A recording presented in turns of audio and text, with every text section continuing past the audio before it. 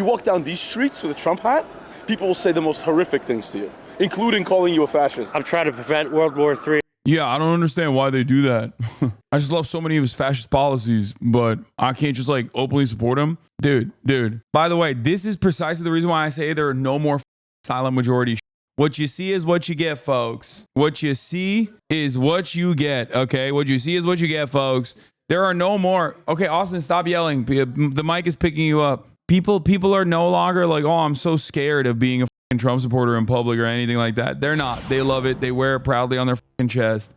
They never shut the up. This is the Magador coat. Our movement is, we're mad. This is the best part about the election. Nothing else, dude. Unrestricted hogwatch, dude. Magador, like that. And you cannot build a cohesive, coherent national movement around the most insane people you have ever seen. I'm sorry. Not even in a country like America. Maybe like in the next 20 years when we are full tilt in decline. But like even right now, as it stands, you cannot have the sweatiest, grossest motherfucker build a coherent national campaign. You cannot build a national campaign off of people who are no longer invited to Thanksgiving. Okay? You can't do it. And it's not because they're conservative. Do not misunderstand me. These are the people with their conservative family members being like, yeah, okay, just don't, Uncle Hank, you got to not show up this year. I'm sorry. Okay? I am telling you right now, we're not there yet. I don't think we're there yet. And I think that's part of the reason why, like on the vibes front, this is why I low-key think, despite running a dog shit campaign, Kamala Harris still has a decent shot at winning. I think, and I was talking to Austin about this, he can confirm this. I was talking to Austin about this the other day. I think that there are not silent majority Trumpians anymore, or like even shy Trump voters. I think there is a real phenomena of shy Democrat voters, people who are embarrassed to vote for Kamala Harris for one reason or another, because like, whether it be because of the Gaza policy, whether it be because like they think that she is kind of embarrassing to support. I think, or perhaps even more importantly, wait, Austin said that? When did he say that? This motherfucker, did he steal my fucking take that I had in private with him and then repeated it? Did he say that this morning? That's crazy. Okay, well, anyway, you said that today live? I've told him before as well. Anyway, listen.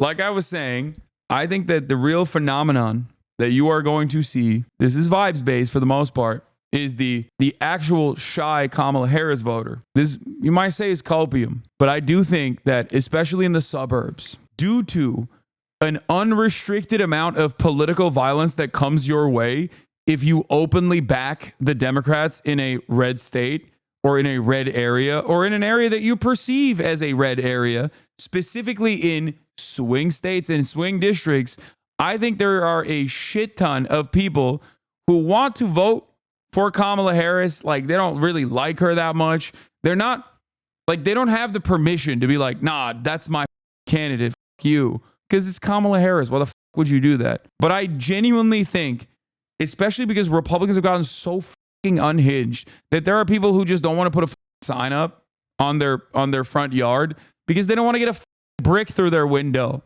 They don't want to get a brick through their window from the unhinged Trump supporter that's going to be like, why the fuck did you put that? Like, they don't want to even have that. They don't want to have that. They don't want to have a weird conversation with a neighbor because these guys are so smelly and so insane and so entitled due to no deterrence whatsoever, due to just letting them run amok in this goddamn country, that I think that there are a lot of, especially older voters, especially in the suburbs, especially in purple districts, people that just like don't want to openly run around telling everybody that they're voting for Kamala Harris, but they probably are. One other aspect of this is, and I don't know how successful this will be, we'll find out about it.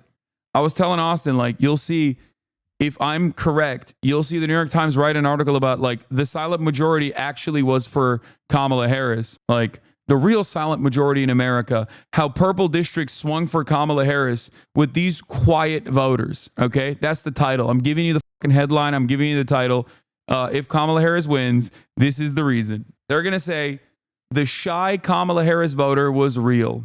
Now, what they're going to say, what they're going to say is like, due to, once again, an insane amount of like violence and annoying conversations at least, and direct violence at worst, a lot of people did not want to openly, and also because they were embarrassed because Kamala Harris is not a great and not a strong candidate, that a lot of people did not want to openly communicate their desire for Kamala Harris. And that also, on top of that, the campaign has been trying to run initiatives, even in red districts, for women specifically, being like, hey, if you want to vote in secrecy from your husband, like, here are the methods as to how you can do that. Like, the hidden spouse vote basically is the highest level of like conspiracy in this argument that I have. What's the line between cope and delusion? I mean, cope is delusion for sure. I'll say this much: 8 days out from the election, I'm not just a leftist,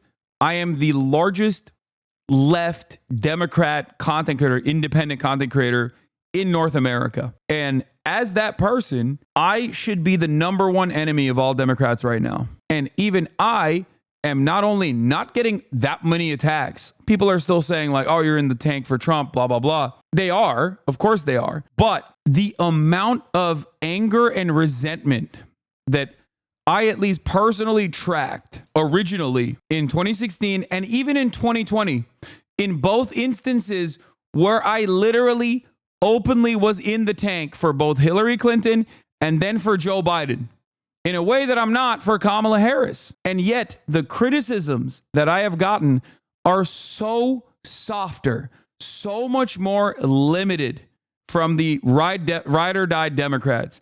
And I think that is precisely because they too recognize that it's kind of lame. Like, they understand how dangerous Trump is, as do I, but they're not willing to go out to bat and openly be like, I love Kamala Harris and you're a fucking piece of shit because you don't love Kamala Harris sufficiently enough. And I think it's because a lot of people are inevitably going to go out and be like, quietly, without loudly and proudly proclaiming their support for Kamala Harris. I think that a lot of people are going to go out and vote for her at the end of the day because they do not want Donald Trump to be president. That's the way I foresee it. Because do you see what I'm saying? Like, if people were more openly pro Kamala Harris right now, if the campaign itself had any sort of legs to stand on, if the campaign itself had like at least some tangible policies that you could point to and be like, this is what you don't want, you're a fucking idiot.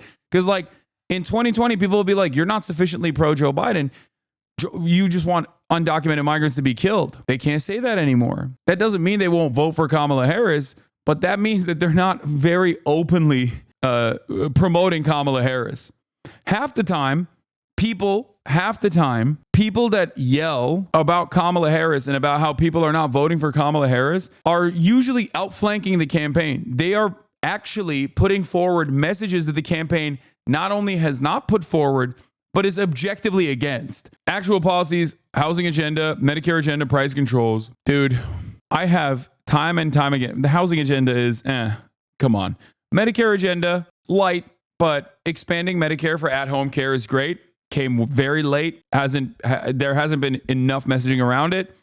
And price controls have been good, which is precisely the reason why they abandoned it almost entirely. But all of those issues alone are not enough, because the broadest, the most significant problems right now that the supposedly potential Kamala Harris voters can't even defend Kamala Harris on are literally, especially if you're online, Gaza, but beyond that, immigration. Anyone that comes out and is like, oh, you just want fucking immigrants to be slaughtered, or if you want, you want trans people to be murdered, dog, what the straight up are outflanking the campaign. They are communicating a desire that they have over the campaign that the campaign itself has not actually outwardly defended, which is pretty funny. But I think that's the reason why. I think that it's one of those situations where I think, like, due to a multitude of different reasons, all of which I laid out earlier, including but not limited to annoying conversations that they don't want to have with people, the fact that like Kamala Harris is like not the most defensible candidate,